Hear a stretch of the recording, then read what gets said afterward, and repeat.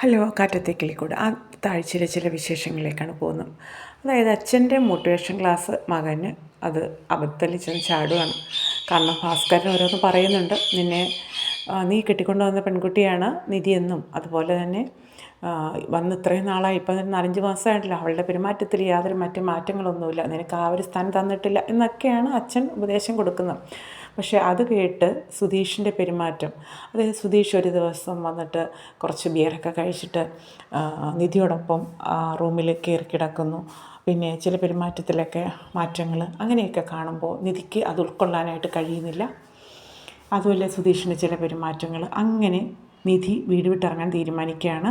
അങ്ങനെ സംസാരത്തിനിടയിൽ തൻ്റെ ആ ഒരു ജോലിക്ക് കയറിയ ബെസ്റ്റ് ഫ്രണ്ട് ഉണ്ടല്ലോ, അവിടെ ഹോസ്റ്റലിലാണ് താമസിക്കുന്നത്. അപ്പോൾ അതിനെക്കുറിച്ച് പറയുമ്പോൾ അവിടെ ഒരു റൂം എടുത്താൽ കൊള്ളാം എന്നുള്ളൊരാഗ്രഹം നിധിക്ക് വരികയാണ്.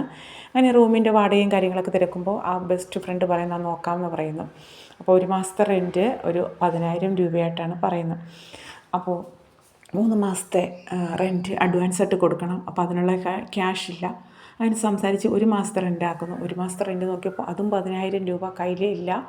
എങ്കിൽ ഷെയർ ചെയ്തെടുക്കുമ്പോൾ 7,000 രൂപ, അങ്ങനെയൊക്കെ പറഞ്ഞ എല്ലാ രീതിയിലും നിധിയുടെ കയ്യിൽ ക്യാഷ് തികയുന്നുണ്ടായിരുന്നില്ല. ലാസ്റ്റ് ആ ഒരു ഫ്രണ്ട് സംസാരിച്ച് റെഡിയാക്കി അങ്ങനെ പകുതി പൈസ കൊടുത്ത് റൂം എടുക്കുകയാണ്. അങ്ങനെ വീട്ടിൽ പോയി വിവരം ചെന്ന് സുഭാഷിനോടൊക്കെ പറഞ്ഞു. അവിടുന്ന് സാധനങ്ങളൊക്കെ എടുത്തു ഇങ്ങോട്ടേക്ക് പോരുവാണ്. ഭയങ്കര സങ്കടമായിപ്പോൾ എല്ലാവർക്കും. അപ്പോൾ സുധീഷാണ് ഇതിന് കാരണക്കാരനെന്ന് നികേഷും ഒക്കെ മനസ്സിലാക്കുകയാണ് സുധീഷിൻ്റെ ഈ ഒരു പ്രവൃത്തി. അങ്ങനെ നികേഷ് ഭയങ്കര നിലവിളിയായി, അച്ഛന് ഭയങ്കര സങ്കടമായി. അതുപോലെ തന്നെ ഹരീഷും സുഭാഷിനും പറഞ്ഞറിയിക്കാൻ പറ്റിയ സങ്കടമായി. നിധി പോരുമ്പോഴത്തേക്കും സുധീഷിനും സങ്കടമായി.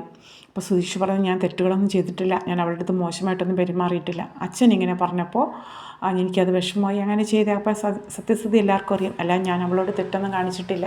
ഇത്രയും ബിയർ കഴിച്ചപ്പോൾ അതിൻ്റെ ഒരു സ്പിരിറ്റിൽ ഞാൻ ചെയ്തതാണെന്നൊക്കെ പറയുകയാണ് കേട്ടോ. അങ്ങനെ അവിടെ ഭയങ്കര പ്രശ്നമായി. നിധി വീട് വിട്ടിറങ്ങി അവൻ്റെ ഹോസ്റ്റലിൽ പോയി അവിടെ താമസമായി. വീട്ടിൽ പഴയത് കൂട്ട് കളിയും ചിരിയും ബഹളമൊന്നുമില്ല. രാത്രിയിൽ ആർക്കും ഉറക്കമില്ല, ആകെ ടെൻഷനായി. പിന്നെ സുഭാഷ് ഇടയ്ക്കിടയ്ക്ക് വിളിക്കും, വിവരങ്ങൾ അന്വേഷിക്കും. അപ്പോൾ എങ്ങനെയുണ്ട് മോളെന്ന് ചോദിക്കുമ്പോൾ ഫുഡിന് മാത്രമേ ഇത്ര പ്രശ്നമുണ്ട് സുഭാഷ് ഏട്ടാ, അവിടുത്തെ കൂട്ട് പറ്റില്ല, ബാക്കി കാര്യങ്ങളൊക്കെ ഓക്കെയാണെന്ന് പറയുന്നു. എങ്കിലും വീട്ടിലാകെ പ്രശ്നങ്ങളായി. അപ്പോൾ എല്ലാവരും സുധീഷിന് നേരെ തിരികെയാണ്. സുധീഷേട്ടൻ ഒറ്റയൊരുത്തൻ കാരണമാണ് നിധിയെടുത്തി പോയത്. പിന്നെ അച്ഛനെയും വലിച്ചഴിച്ചു. അച്ഛൻ്റെ പേരും അച്ഛനാണ് ഇതിന് കാരണമെന്ന് സുധീഷും പറയുന്നു. പിന്നീട് സുഭാഷ് ഒരു ദിവസം ഹോസ്റ്റലിൽ പോകുന്നില്ല. പിന്നീട് ഒരു ദിവസം ഇതുപോലെ പിറ്റേ 2 ദിവസം കഴിഞ്ഞിട്ടാണ് നികേഷിന് ഭയങ്കര പനി. അങ്ങനെ പനിയൊക്കെ കൂടുതലാവുന്നുണ്ട്. പിന്നെ അതുപോലെ തന്നെ സുഭാഷ് ഒരു ദിവസം ഹോസ്റ്റലിൽ പോയി നിധിയെ കാണുന്നു. വിവരങ്ങളൊക്കെ അകത്തേക്ക് കയറാൻ കഴിയില്ല, പുറത്തു നിന്ന് കാര്യങ്ങളൊക്കെ സംസാരിക്കുന്നുണ്ട്. പിന്നെ അതുപോലെ തന്നെയാണെങ്കിൽ ഇടയ്ക്കിടയ്ക്ക് വിളിക്കാറുണ്ട്. അങ്ങനെ ഒരു ദിവസം നികേഷിന് പനി കൂടുമ്പോൾ സുഭാഷിന് ജോലിക്ക് പോകണമായിരുന്നു. അപ്പോൾ സുധീഷ് പറഞ്ഞു, ഞാൻ നോക്കിക്കോളാം, ഏട്ടൻ ധൈര്യമായിട്ട് പോയിക്കോളും എന്നൊക്കെ പറയുന്നു. അങ്ങനെ തീരെ വയ്യാണ്ട് കിടക്കുവാണ് നികേഷ്. പക്ഷേ സുധീഷ് കുറേ കഴിഞ്ഞപ്പോൾ അവിടുന്ന് എങ്ങോ പോയി. നികേഷിന് പനിയൊക്കെ കൂടി ഭയങ്കര ബുദ്ധിമുട്ടായി. മരുന്ന് പോലും എടുത്തു കൊടുക്കാൻ ആരുമില്ല. സുഭാഷ് രാത്രി വന്നപ്പോൾ ആ കുഴഞ്ഞ് മാട് കിടക്കുന്നു നികേഷ്. സുഭാഷിനങ്ങ് ദേഷ്യം വന്നു. അപ്പോഴത്തേക്കും സുധീഷ് എത്തുന്നുണ്ട്. അപ്പോൾ സുധീഷ് പറയുന്നു, അങ്ങനെ എന്തെങ്കിലും അവന് ആവശ്യമുണ്ടെങ്കിൽ അവൻ എന്നെ വിളിക്കാമായിരുന്നല്ലോ, എന്നെ വിളിച്ചില്ലല്ലോ അവൻ. അങ്ങനെ സുഭാഷിന് ദേഷ്യം മരുന്നൊക്കെ എടുത്തു കൊടുത്ത് പിന്നെയാണ് നികേഷിന് റെഡിയായി. രാവിലെ ആകുമ്പോഴത്തേക്കും നികേഷ് ഇതുപോലെ നിധിയെ ഫോൺ ചെയ്യുന്നുണ്ട് കേട്ടോ. ഇതിനിടയിൽ ഒരു ദിവസം അച്ഛൻ ഭാസ്കരൻ നിധിയെ കാണാനായിട്ട് ഹോസ്റ്റലിൽ ചെല്ലുന്നു. രാവിലെ നോക്കുമ്പോൾ കാണാം ഭാസ്കരൻ ഗേറ്റിൻ്റെ വാതിൽക്ക് അവിടെ നിൽപ്പുണ്ട്. അങ്ങനെ നിധി ഇത്ര രാവിലെ അച്ഛൻ എണീക്കാറ് പോലുമില്ല, ഓടി വരുവാണ്. എന്താ വെച്ചാൽ അകത്തേക്ക് കയറാൻ പറ്റില്ല, ഇവിടെ ലേഡീസ് ഹോസ്റ്റലാണ്, ആണുങ്ങൾക്ക് കയറാൻ പറ്റില്ല. അത് സാരമില്ല, നമ്മൾ ഇവിടെ നിന്ന് സംസാരിക്കാം. അപ്പോൾ സുധീഷിൻ്റെ ഭാഗത്ത് തെറ്റൊന്നുമില്ല കേട്ടോ, ഞാൻ കാരണമാണ് അവനിങ്ങനെയുള്ള കാര്യങ്ങളൊക്കെ ചെയ്ത്, അല്ലാതെ അവൻ്റെ ഭാഗത്ത് തെറ്റൊന്നുമില്ല, മോൾ ക്ഷമിക്കണം, മകൾ തിരിച്ച് വീട്ടിലേക്ക് വരണം എന്നൊക്കെ പറയുന്നു. അപ്പോൾ നിധി പറയുന്നു, ഇല്ല അച്ഛാ, എന്തായാലും എനിക്കിനിയിപ്പോൾ അങ്ങോട്ടേക്ക് വരാൻ കഴിയില്ല എന്ന് പറയുകയാണ്. അപ്പോൾ അച്ഛൻ ഭയങ്കര വിഷമത്തിൽ തെറ്റുകളെല്ലാം ഏറ്റു പറയുന്നു. എൻ്റെ കുറ്റമാണ്, അല്ലാതെ അവൻ്റെ കുറ്റമല്ല എന്നൊക്കെ പറയുന്നുണ്ട്. പക്ഷേ നിധി വരാൻ കഴിയില്ല എന്ന് തന്നെ പറയുന്നത്. അങ്ങനെ വിഷമത്തോടു കൂടിയാണ് അച്ഛൻ തിരിച്ച് വീട്ടിലേക്ക് പോരുന്നത്. അതിനുശേഷമാണ് നികേഷ് രാവിലെ വിളിച്ച് പറയുന്നത്, ഏട്ടത്തി ഇതുപോലെ എനിക്ക് ഭയങ്കര പനിയായിരുന്നു, ഇവിടെ ആരും ഉണ്ടായിരുന്നില്ല എന്നെ നോക്കാൻ. ഇത് കേൾക്കുമ്പോൾ നിധിക്ക് ഭയങ്കര സങ്കടമാകുന്നുണ്ട് കേട്ടോ. പിറ്റേന്ന് രാവിലെ തന്നെ എല്ലാവരും എണീക്കുന്നതിന് മുമ്പായിട്ട് തന്നെ നിധി അവിടെ എത്തുകയാണ്.